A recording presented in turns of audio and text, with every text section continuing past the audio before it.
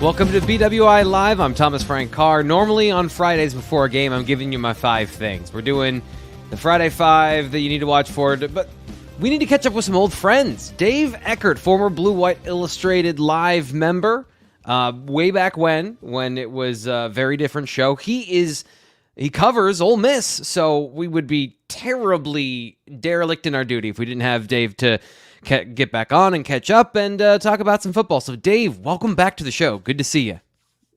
Yeah, I've been so excited about this, Steve Frank. I wish that I could just take my old refrigerator and put it behind me for the sake of the viewers. Unfortunately, I couldn't fit that with my luggage in the car. So we're going to have to be refrigerator-less for this one, but I'm happy to be back. Yeah, it's great to have you, even if you don't bring the refrigerator to the table, I guess is where you were sitting originally. But I do want to catch up. Where fans remember you. They remember your time here, not only on the show, but over at BlueWhiteIllustrated.com. So what have you been up to? Because I know that this is not where you started covering Ole Miss. You moved south to cover a different team, and here you are falling in our lap for the Peach Bowl game. So where have you been over the last couple of years? Yeah, I've been sweating my butt off, too, Frank, because it's really hot in Mississippi, in case you didn't know. But yeah, I moved to Hattiesburg, Mississippi, to cover Southern Miss. Did that for about 6 months, really enjoyed it. And then our Ole Miss guy moved on, so got the call up to go do that. And I've been doing that since the middle of last season. So yeah. It's been fun. Really, really enjoyed it. Been kind of crazy. I think I've moved just between towns and then within the same town. I think I've moved like 4 times in the last calendar year. So I don't love that. But aside from that, though, it's been fun. Well, that's cool. And obviously, you're from the Northeast, so I'm going to ask you a very sheltered question. What's the difference between South and not just Penn State football and SEC football, but like just generally, what are the things that you think are the biggest differences besides, oh, damn, it's hot out here? I think the difference can be best explained by something that's been happening this week, actually, is, the Penn State media contingent got the cheesy Sheets or Wawa question. And the Ole Miss media contingent has been getting the "Do you put sugar in your gravy?" So that's like, that's the main contrast. But no, I mean it's a little slower. The Southern hospitality trope is very true. It's funny. Like back home, I would go to the grocery store. I'd buy my groceries with my AirPods in, listening to a podcast. And if you try to do that down there, you'll have 7 people trying to talk to you that you're not hearing, and you just feel like a jerk. So, I don't know. I like it. Like I said, it's a little hot for me, but aside from that, there's a lot to like. The food's really good. And they love their football. So. Well, let's get to that football then. Let's talk a little. Talk about the game, and I'm interested to get first off your scouting report on Penn State. So let's start with Drew Aller.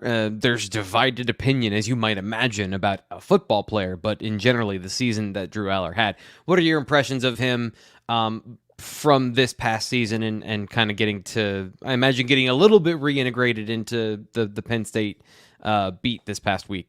Catching up with people.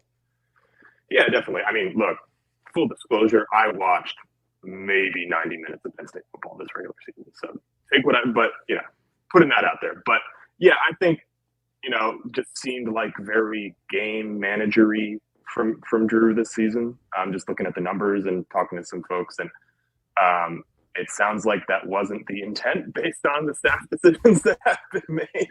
So, I'm interested to see which version of him we get on Saturday, right? Is it going to be the new, is he going to take shots, basically? Right. So we'll see. But yeah, look, I think the Ole Miss perception of Penn State is a little bit 3 yards in a cloud of dust, Big Ten team. Mm-hmm. Obviously we know that that's not what Penn State wants to be. But from our perspective, and I say our as in like what Ole Miss fans think about them, that seems to be the analysis. I don't know if it's correct. It's probably not, but that's the outside perception, I guess. Gotcha. So just generally then, tell us about Jaxson Dart, and if you're comparing the two, I know you just mentioned you haven't seen a ton of Penn State football this year, but going off what you know about Jaxson Dart, do you feel strongly that that Ole Miss has the quarterback advantage in this game? I think that they do, just because I think Jaxson Dart, he can make every throw on the field, right?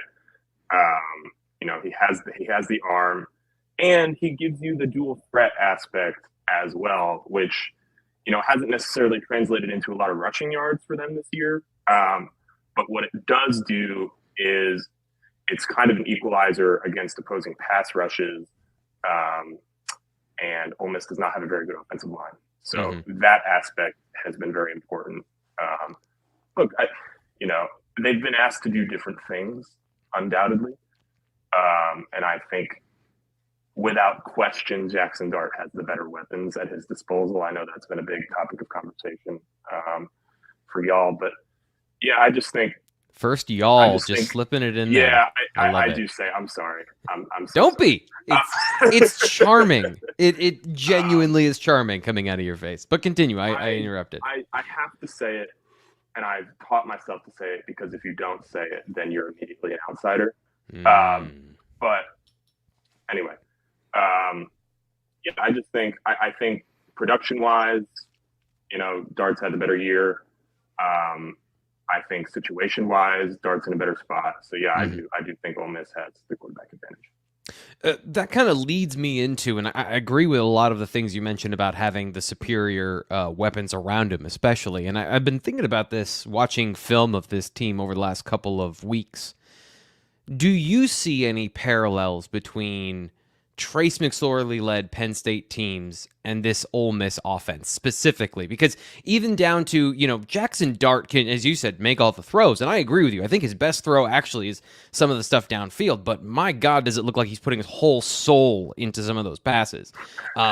So, are there similarities that you see between kind of a run-first offense maybe in the Ole Miss offense, but really one that has that dynamic ability and a guy that probably plays above his talent ceiling at most times?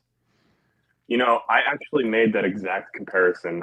Dave Jones at Penn Live called me like a week ago, and I was like, Jaxson Dart reminds me a lot of Trace McSorley, and really, it wasn't the tools, but it's like he's just Penn State fans would love Jaxson Dart. He just gets it done. It seems like he just hits the plays he needs. He's tough too. He's taken some hits this year and come back from them that I'm like, man, as a journalist, you want to say, wow, I admire this toughness, but you have to question, okay, is this safe? Yeah. That's kind of where you are with him. But yeah, he's just, he's the quintessential quarterback. He really is. But yeah, I definitely. Ole Miss wants to run the ball. They have an elite running back. It hasn't always been easy for them to do that, especially against quality defenses. If you look at that Alabama game, Judkins really got nothing going. The Georgia game, really, they were behind almost immediately. So you almost don't want to judge the running game there. But I agree with a lot of that. It is reminiscent for sure. So then about Judkins, I think is interesting. A powerful back, clearly, great size, unbelievable motor. How dynamic is he? Because I've seen him rip off some long runs, but I'm curious, do you think he'll be able to hit some explosive plays? And does he have that gear to get away from guys in open space when he gets the opportunity? Oh, yeah, definitely. He's got all of the physical tools. He can go through you. He can go around you. And he does it against, obviously LSU's defense this year was terrible, right? But it has a lot of very good individual athletic players. And if you look at what he was able to do in that game, it's like, against guys who are probably going to play in the NFL. But yeah, he has that gene of like he's just bigger. He's not, but he feels bigger than he is. Mm-hmm. He makes plays that he shouldn't make. He's really good. He's going to play on Sundays for a long time. He's, I think, a huge part of their identity. As much as we started with Jaxson Dart, and I think that's what really makes it special. It really feels like they set things up for him, especially in the run game. I was joking to somebody. I was like, if you just photocopied the 49ers or the Rams offense, I see it looks like that's just what Lane Kiffen did. He just walked in with a hat down in a janitor's shirt and went in and copied the playbook and then got out. But in seriousness, there's a lot of modern concepts in here. There's a lot of stuff that I think from a run game perspective especially creates some challenges for the defense and adds layers of complexity. But we go back to what you just said, the O-line not as good, and that's kind of my comparison with some of those early Penn State teams under Rick Sorley is... It's very Saquon Barkley against the stacked box sometimes. Yeah. So how do they overcome that? What are the things, what have you noticed from this team of how they overcome that, and what are the situations or maybe even some of the players that have caused them problems that have put that offense off schedule? Yeah, I think, a lot of times they haven't overcome it, right? They've been much better defensively in a lot of these games, right? You look at Auburn, right? They did not play well offensively at Auburn. Their defense was outstanding in that game. You look at, Texas A&M, right? Defense played really well for a half. Auburn, or the offense totally stalled in the second half. They make a big play late. But yeah, they just, again, they turn to the passing game in a lot of those situations where they have receivers. And I'm sure you're going to want to talk about Trey Harris, but I think Trey Harris is the answer to a lot of those questions. He's probably their best player, period. Where does he rank in terms of receivers you've seen this year? Because I've had a hard time with that because there's things in this offense that don't always allow him to, I feel like he runs a lot of similar concepts and bails them out a lot, which is not necessarily putting him in all of the situations. And I haven't watched all the games, to be clear. I've watched a select number of games against teams that I think fit, in this matchup, but it always seems like he's bailing them out. So where is his talent perception in your mind in terms of receivers you've seen this year? I think, he's not Malik Neighbors at LSU, but, Evan Stewart at Texas A&M, probably the same tier. Like, I did not see anybody besides Malik Neighbors who I would say, immediately you are better than Trey Harris. I think he's a stud in every capacity. It stunned me, honestly, that he's not going to play in the NFL next year. I was stunned when he announced that he's going to come back. But yeah, he's just, he's big, he's fast, he wins one-on-ones. I don't know if you'd watched the Texas A&M game in your film study. Yeah. But I mean, talk about a dude just taking over a game. It was wild. So, yeah, he's supremely talented. He has the body. He has the athleticism. So he's going to be a challenge for, I assume, Kalen King. I don't know exactly how Penn State's going to structure that, but that's an exciting matchup for sure.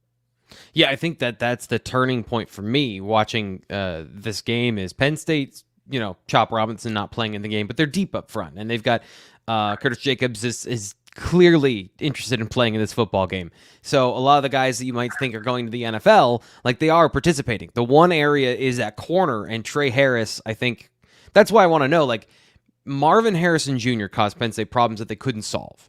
Is Trey Harris in a you can't solve this problem situation? He's not. Not saying he's as good as Marvin Harrison Jr., but is he in that category of receiver where even if Kalen King plays a significant portion of the game, you're not solving that particular problem. He's going to get his. You just have to try and limit it. Yeah, I think Ole Miss puts you in a spot with the talent that it has at receiver where if you try to solve the problem, somebody else will get you. Right, because Jordan Watkins is a really good player too. I really like Dayton Wade. I don't necessarily know that he's an NFL guy. He's going to give it a shot, but he's a good college player. So, if you devote resources to making sure that Trey Harris doesn't get you, I think somebody else is going to. So again, it just leaves you with this decision, right? Are you content to let him get his and not overextend yourself, or are you going to say, hey, this guy is not taking over this game? So that's the question that I think they've got to ask themselves. And some teams have successfully shut Trey Harris down, and a lot of those I think are injury related. That Alabama game, he was like 20%. He was still extremely hurt playing against Alabama. But there have been some other games that Ole Miss has won where Trey Harris hasn't really gone off, and I think other guys punishing teams for the decisions that they make has contributed to that. Yeah, it's an offense definitely that can hurt you in multiple ways. One of the ways, this has been the super buzzword for Penn State this year has been balance. And, I think this is an offense that truly has balance, despite the fact that their offensive line doesn't provide you a lot of great opportunities for pass protection. And I think they sometimes shy away from the drop back passing game because of it. But they can do a bunch of different things because they've got these talented guys at the skill positions. Dave Eckert of the Clarion Ledger, formerly Blue White Illustrated, alum here from the Blue White Illustrated live show and from the site. Here talking about Ole Miss, the team he covers right now. And I got to ask you here as we make our pivot towards the defense, what's it like covering Lane Kiffen and a Lane Kiffen press conference? What's that reality like? I cannot think of anything that is more different than covering a James Franklin press conference. Yeah. Lane Kiffin's entire press conference will often be shorter than James Franklin's opening statements. But really? Yeah, it's because the Ole Miss beat actually is, and the Bowl PR folks I think are very distraught over this because there's just not that many people to feed the machine and ask questions. Like, it's very small. There's only 4, 5, 6 of us who are here. But yeah, Lane is complicated. But he never leaves you short of content, which I appreciate. And I think he's very honest. If he's lying to you, he's doing it with a purpose. So there was actually this one funny situation where Lane Kiffen will speak on Mondays, right? So he's only ever spoken on Mondays. And he decides the week before the Alabama game that he wants to do a Sunday Zoom to recap the previous week. Right? So, and just out of the blue. And he just so happens to be asked during this Sunday Zoom, right? Total coincidence, about Alabama's defensive coordinator. And he just so happened to say that he doesn't think that Alabama's defensive coordinator is calling the plays. So we are a chess piece to Lane Kiffen, I guess is what I'm getting at. But if you ask him something thoughtful, he's cool. He obviously has a lot of thoughts on like the state of college football with the way that he built his roster. So yeah. I like big picture stuff, so there's always a lot of that. But I enjoy it. Definitely gives and takes, but it's been a good experience for sure. That's interesting to hear that it's per capita, the amount of takes that are coming out of Lane Kiffen and the amount, because nationally you see it all the time. Like he's just all over the place in terms of having really quotable moments. And then you're telling me it's like a 20-minute press conference. So it's fireworks. Frank.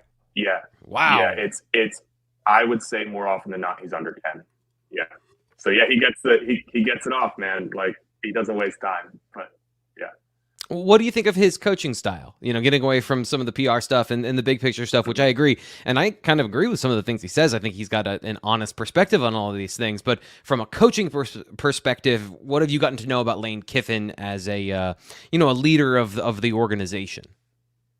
Yeah, it's interesting. I think Lane Kiffen is perfect for like the tier of school that Ole Miss is, because you can the way that he builds his team, the way that he embraces change, and I know NIL specifically is kind of a something that Penn State is still trying to solve, or at least was when I was leaving.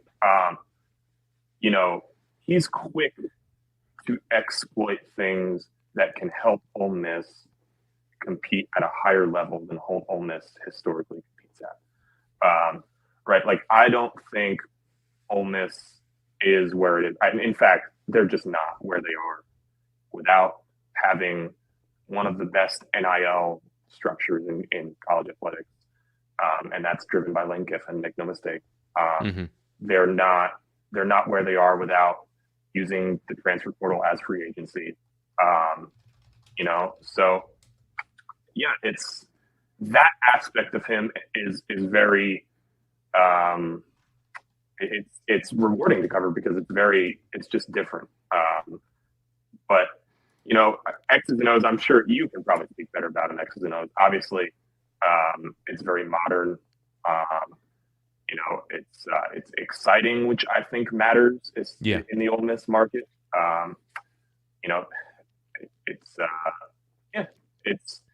He's a good college football coach. He really is. He's an asset to this program.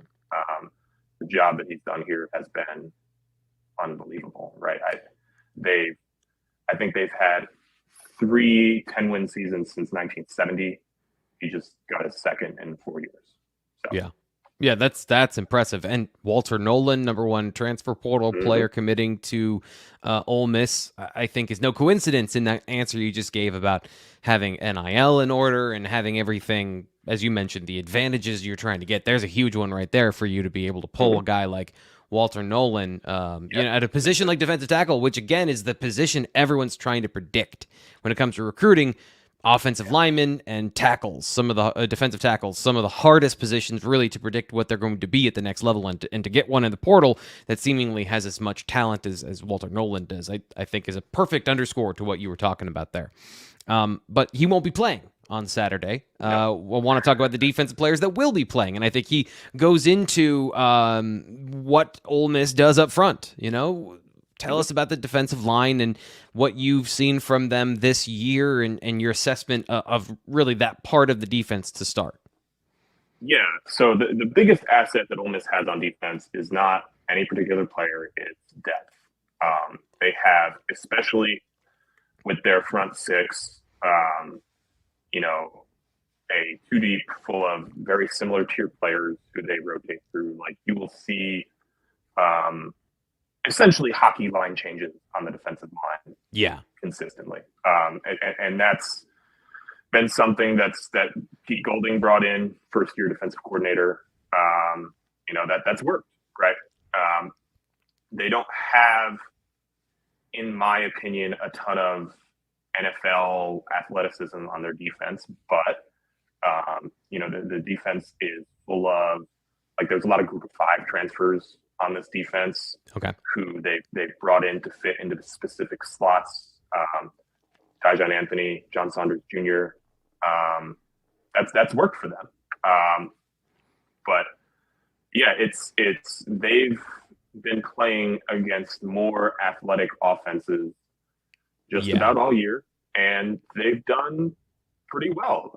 They're in the top half of the SEC in scoring defense for the first time in, I think, a decade. So, and obviously you touched on it there, like they are going to be athletic next year. So, with who they're bringing in. So everybody's kind of excited about that. Like, hey, if they're doing all right, they're doing pretty good for themselves this year with what they've got, then what are they going to do next year? So an opt-out like Cedric Johnson doesn't necessarily hurt the same way that maybe a Chop Robinson does, even if Penn State has talent to back that up. The loss of a guy like Chop Robinson, like, you notice it. He is a difference maker, but more like for like with Ole Miss and Cedric Johnson then. Yeah, I don't have the stats in front of me, but I would be surprised if Cedric Johnson was on the field more than 60% of the time this year. Like, that's just how they play. Good player. Really good player. But yeah, that's not, they're used to that.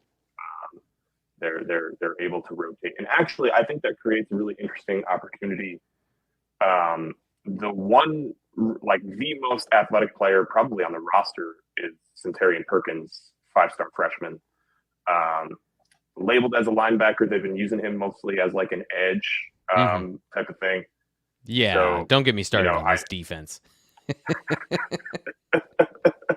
um, they are. He will probably, I would expect, see the majority of the snaps that Johnson is vacating. So an interesting opportunity for him. But yeah, that's I guess kind of like you said. It's not. Is it impactful? Absolutely. Is it crushing? No. Yeah, this defense, just to go off what you're saying, is like I've been trying to nail down exactly what I think of them, and the way I phrased it before is usually like a good defense presents you a picture each play of what they're doing. And I've watched a lot of this defense, and I don't necessarily know what they're doing all the time, which tells me one of two things. Either this is an entirely new defense I've never seen before, or a couple of people aren't doing their job on a consistent basis to make the picture look clean. And they also, on top of that, do a bunch of different things from formation and multiple up front from 3 down and 4 down defense. So, how does it work, do you think, for them that they're able to do so much and be able to present so much to an offensive line that they can? Maybe for a team like Penn State who might have some young players playing, does that create enough confusion for those players who have to see it up close, as opposed to me who's seeing it 6 months later, Right. On film? Like, can they present enough of a challenge to maybe overcome some of those lack of stars up front? Yeah, I think I think it has worked. You look at some of the SEC games that they've won this year, right? Arkansas at home, defense won in that game. Auburn on the road, defense won in that game. Mississippi State on the road, defense won in that game. So it hasn't been, the offense hasn't been good to the extent that a lot of Lane Kiffen offenses are, where you say, hey, if you hold them under 35, we're going to win this. Mm-hmm. And the defense has had to do more than that, and they have. And actually, especially kind of in the middle of the season, Kiffin even said, like, hey, I'm calling this a little bit more conservatively because I think our defense can win this game, which is like the most anti-Lane Kiffin statement that's ever occurred. So, Yeah. But it has worked. You're probably more equipped to, outline the X's and O's reasons of why that is than I am. But they've made it happen. And, looking at preseason, I really had questions just based on where some of these guys were coming from. But I think they've made a lot of strong evaluations for what they need. Mm-hmm. Jaxson Anthony, for example, safety, played at Liberty, really didn't start all the time at Liberty, has been great. Real asset. Yeah. John Saunders, played a different position at at Miami of Ohio, which is in Oxford, Ohio. But has come down and, been an asset. So Mm-hmm. I think they've with limited time, because Pete Golding was a late hire, and with limited resources, they've done well for themselves for sure. Yeah, we covered West Virginia to start the year, and they had a similar situation, bringing in a lot of transfers, especially in the secondary. It didn't go as well for them, especially to start the year, where they had some issues you may have seen from highlights. But this team, as you pointed out, like I think the strength of this team, from what I've seen, is the secondary. So can you tell me a little bit more about that group, and maybe on the corner, do you see the same level of play that you see at safety? Yeah, it's been interesting. Their corner situation has been evolving a little bit. Mm-hmm. They have a young guy in Chris Graves, who they've been integrating into one of the corner spots. He kind of more or less has split time with Zamari Walton, who's a veteran transfer they got from Georgia Tech. So I'd be interested to see what they do there for this game. I like DeAndre Prince on the other side, good player. Just really good playing the ball. He's an asset, and really, those are the three guys that they've played. It's again, they need, to me, in games like this, the question is not, are those guys good enough? It's, are they going to get the support that they need in the trenches?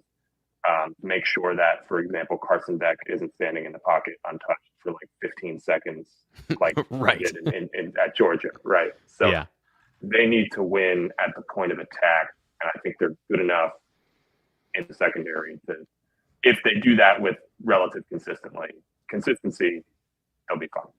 Yeah, they play a zone style that Penn State's seen this year that causes some problems because it allows you to keep some players in the run game, and I think that's been a part of this story, this defense playing the run pretty well and being able to add guys in, but also keeping a lid on the explosive passing game, which Penn State really hasn't had a whole lot of. It'll be interesting to see kind of what the Penn State offense is in this game because we just talked about this on Thursday's show where I don't know that any of us are convinced we know what to expect from Penn State after a month with Jaywan Sider and Ty Howell at the helm instead of 6 days, which is the first time we got to see them operate in offense against Rutgers and then another week against Michigan State. So limited sample size, I think a lot of mystery on that side of the ball for Penn State. So this is going to be an interesting matchup. A nugget that these viewers, I think, will like was Pete Golding said, I don't have the quote in front of me, but essentially was he would be shocked if there is not a wrinkle or two from Andy Kotelnicki. Am I saying that right? Like, yeah, he expects some input, from him into what Penn State is going to do. So take that for what it's worth. Interesting. Yeah, he's been with the program. We got to see him with the program this week, and of course, right after he was hired during bowl practice. Without going through every single position and talking about every single player, is this defense good enough to support its offense to win the game, in your opinion? Because following the train of logic here, Jaxson Dart, the better quarterback, equal, I would say, then from a running threat, if not, Penn State has 2 guys to 1 guy in Quinshon Judkins, and then the defense, is the defense for Ole Miss enough that they can play to that level to keep the Penn State offense from doing anything different or special? I guess, what's your opinion on how this game plays out? Yeah, I am really split because I think Penn State has the advantage on the line of scrimmage on both sides of the ball.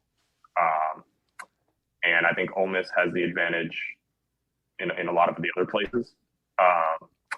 So yeah, I don't know. It's tough. I think it's a true coin flip. You look at what Ole Miss has been able to do this year is overcome a lot of those situations, right? Texas A&M, Texas A&M is more athletic than Ole Miss, right? LSU, way more athletic than Ole Miss. But when they don't overcome it, see Georgia, see Alabama, it is ugly. Yeah. Like, it is dysfunctional. So I guess I'm talking myself into, I think Ole Miss either wins close or loses, relatively comfortably, would be the 2 scenarios that I think, based on watching this team all year play out. I don't know. I'll tell you what I've been doing when people ask me to pick this game is, I've been doing I'm going to pick Ole Miss, but there is a healthy amount of Kirk Herbstreit syndrome into that choice, right?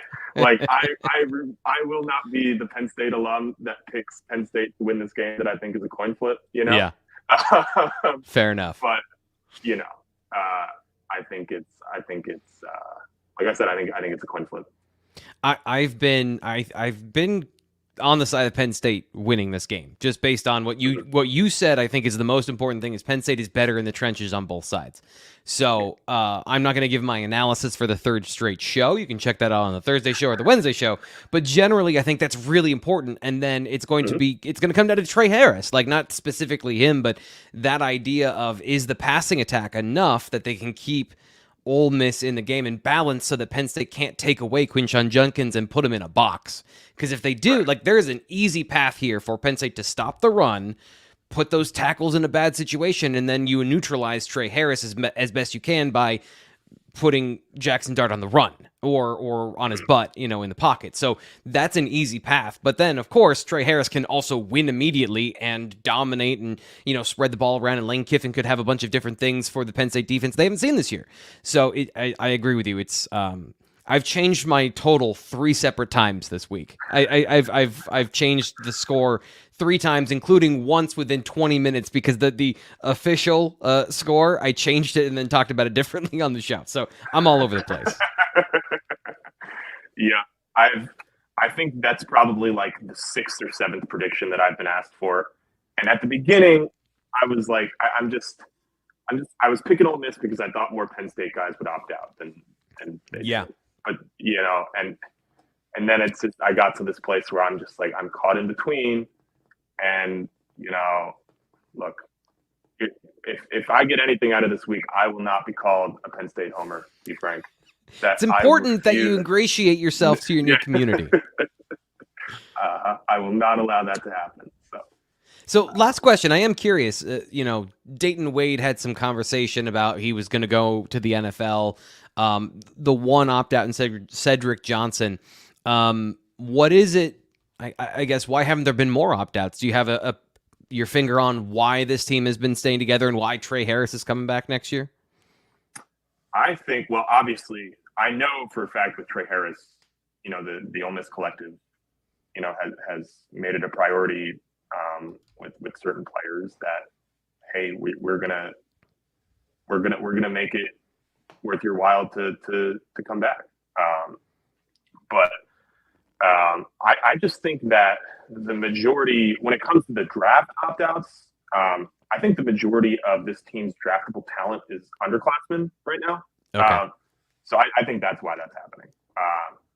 If you look at their upperclassmen, like, there's a handful of guys that might go 5th, 6th, 7th round if somebody says, hey, we like this evaluation, we're going to take a chance on you. But the guys who are like slam dunks are just not. They're younger; they can't go yet. So. Right. That makes a lot of sense. Dave, it's been awesome catching up with you. Appreciate you giving us this time. I know you're busy in Atlanta. Greg's down there with you guys. He was, I think he has the exact same curtains in his hotel room. So this backdrop is becoming sponsored by the Blue White Illustrated Live show. There you go. I was actually, I have a very nice view of the Atlanta skyline out this window, but if I had the window open, you wouldn't be able to see me for lighting reasons. So you get the curtain instead. Well, enjoy the game. Thank you for your time. I'm excited to see how this all plays out. And if you're ever in State College, I don't estimate that Penn State's going to put Ole Miss on the schedule anytime soon. But if you're ever in State College, you can stay in the new digs. We have a suite available for you. Beautiful. Good to talk to you, Frank. All right, we'll be back tomorrow, BWI Live, 9 a.m., our tailgate show. We're going to have our post-game show live immediately following Penn State and Ole Miss to see if T. Frank was right about all this stuff, and we'll find out all together tomorrow at noon with the Peach Bowl. I'm Thomas Frank Carr. He's Dave Eckert. This is BWI Live. We'll talk to you later.